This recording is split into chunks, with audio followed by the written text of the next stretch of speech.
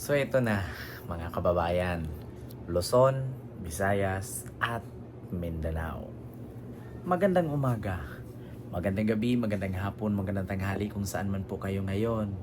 Oo, ito na mga didiles, mga didisyet. Ano na naman ang masasabi nyo dito? Harry Roque, namimeke ng dokumento, tumakas ng Pilipinas dahil sangkot sa pogo at hindi maipaliwanag na mga kayamanan, pera na milyon-milyon na walang dokumentong maispasa sa Kongreso, kaya ito'y naikontempt, tumakas. Ngayon, ang katanungan mga kababayan, paano nga ba nakatakas si Harry Roque at pumunta ng Abu Dhabi or United Arab Emirates? Nawala naman itong record sa Bureau of wala naman itong record sa Immigration, Bureau of Immigration. And paano nangyari yon na nakalusot ito? So posible nga ba na meron na namang kinalaman si Sara Duterte dito? Isa si Sara Duterte sa nagpatakas? Bisto ka na ngayon. So according dito sa ating nakalap na article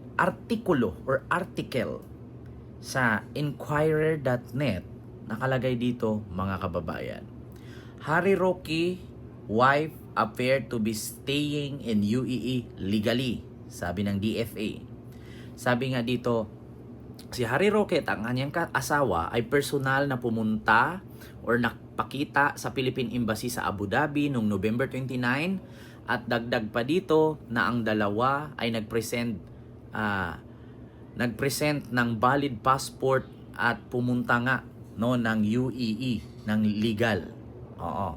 Ngunit ang problema na ngayon, pumunta sila ng UAE legal, di ba? Pero hindi alam ng Bureau of Investigation or Bureau of Immigration. Hindi investigation, NBI yun eh.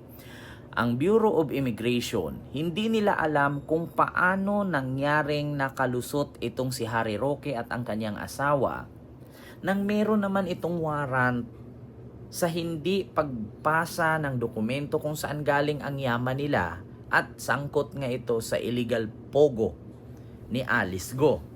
Di ba? So meron nga bang kinalaman ang Vice Presidente nito? Malaki po. Diyos ko, bakit nga ba nakagawa si Harry Roque ng ganyan kabilis at bakit nga ba si Harry Roque nakatakas kung walang koneksyon sa gobyerno? Alam naman po natin mga kababayan, mga Marcos loyalist at mga DD shit na si Harry Roque po ay malapit sa Vice Presidente at sa mga Duterte. So malamang sa malamang ang nagpatakas kay Harry Roque ay yung mga kaibigan niyang nasa power. Sino ba ang kaibigan niyang nasa power? Si Sara Duterte. Diba? Alam nga naman, si Bongbong Marcos ang magpatakas kay Harry Roque. Galit nga si Harry Roque kay Bongbong Marcos. Ayun mga DDS, sasabihin nyo na naman, si Lisa Marcos na naman nagpatakas. Sino ba ang kaibigan ni Harry Roque at ng kanyang asawang si Myla Roque? Di ba si Sara Duterte lang naman? So may possibility na humingi ng tulong si Harry Roque at ang kanyang asawa kay Sara Duterte para makalabas ito sa bansa ng walang kahirap-hirap. At mismo nga ang Bureau of Immigration walang kopya o walang dokumento na nakuha na nakalabas na pala itong mag-asawa. Ang problema dito, sabi nga ng NBI ni Joel Anthony Biado or ng Bureau of Immigration, said that verification with the record show that Roque has no recent attempt to depart the country via formal channel. So, wala daw papel or dokumento na naipakita si Harry Roque na pumunta daw sila sa ibang bansa sa formal na pagsumite ng dokumento. Sabi pa nga dito, legal. And his legal team is already studying, sabi dito ang Bureau of Immigration, at ang team ay already studying and filing more cases against Roque, 'di ba? Sa pag-travel nilang illegal papuntang UAE. Ayun, Roque has an outstanding arrest order or arrest warrant from the House of Representatives after being cited for contempt and order detained due to his failure to submit documents, 'di ba, that would justify the alleged sudden increase in his wealth. So saan ang galing ang pera ni Harry Roque? No, na hindi niya maisumite ang mga dokumento. At sabi pa nga dito ng Bureau of Investigation or Bureau of Immigration, investigation, bakit ba investigation? Sabi pa nga nila dito, no, according sa DFA, si Roque at saka ang kanyang asawa pumunta ng consular, particular notarial service, adding to this do not require prior appointment.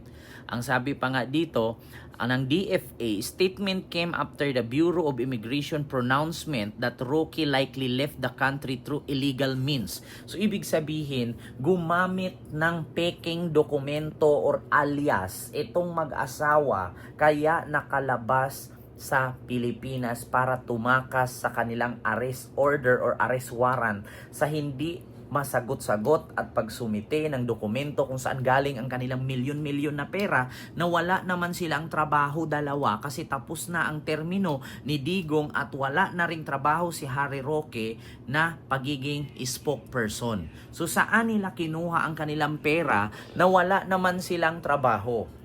Pangalawa, meron silang negosyo na sangkot sa Pogo. 'Di ba? So ang tanong ngayon, saan nga ba si Harry Roque hihingi ng tulong para makatakas sa Pilipinas? Malamang sa malamang, alam naman po natin na si Harry Roque ay malapit na kaibigan ni Sara Duterte at ng mga Duterte. So sino po ba si Sara Duterte? Siya po ang pangalawang pinaka-powerful na tao sa Pilipinas kasi siya po ang Vice President in the Republic of the Philippines. Yun nga lang, walang kwenta kasi wala namang ginawa. Pero ang problema lang, pagdating sa katarantaduhan, meron siyang nagagawa. Isa na siguro dito yung pagtulong sa pagtakas ni Harry Roque at ng asawa ni Harry Roque na si Myla Roque at manatiling magtago ngayon sa United Arab Emirates or sa madaling salita sa Abu Dhabi. Oo. So, Maala Tebes pala. Si Tebes, kung naalala ninyo, nung tumakas sa Pilipinas, pumunta ng Timor-Leste. Di ba? Timor-Leste. So doon nga siya na tiklo, no, ng kapulisan ng Timor-Leste. Kasi nga tumakas din dahil sa ginawang karumal-dumal na pagpapatay sa asawa ni Digama. Di ba? Ni Congressman Digamo pala. Congressman, Governor Digamo. Oo. So ngayon, para hindi makulong, tumakas. Ganito ang ginawa ni Harry Roque. Ang tanong ngayon, sino nga ba ang nasa likod ni Harry Roque? Sino ang tumulong? Bakit nakatakas itong mag-asawang ito? Posible nga ba na si Sara Duterte ang tumulong sa kanila? Alam nga naman lalapit si Harry Roque at ang asawa niya kay Bongbong Marcos na, Mr. President, patakasin mo kami para hindi kami makulong. Programa nga ni Bongbong Marcos yan na lahat ng kurap, lahat ng kawatan, lahat ng sinungaling sa Pilipinas ipadampot, ipakulong at ipatiklo. Di ba?